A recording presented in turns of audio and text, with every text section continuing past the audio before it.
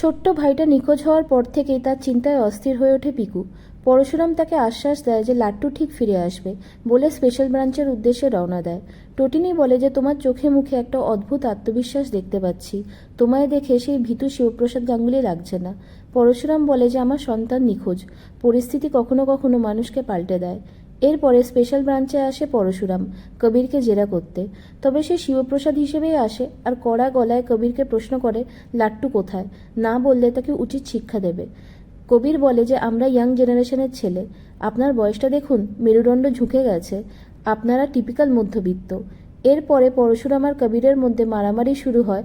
কবির অনেক চেষ্টা করেও পরশুরামকে মারতে পারে না, কিন্তু পরশুরামের সজোরে একের পর এক মার খেয়ে কুপকাত হয়ে যায় কবির, ঠোঁট কেটে যায় তার, আর জ্ঞান হারায় সে। এরপরে বলরামের কাছে কর্ণের কল আসে। সে বলে যে একটা লোকেশন পাঠাচ্ছি, সেখানে আপনারা কবিরকে নিয়ে আসুন আর লাট্টুকে নিয়ে যান। সামনে সমূহ বিপদ উপেক্ষা করে সন্তানকে বাঁচানোর জন্য পরশুরাম সেখানে যাবে বলে ঠিক করে। অন্যদিকে কবিরের উচ্ছৃঙ্খল হওয়ার জন্য আরাধ্যা লহরীকে দায়ী করতে থাকে।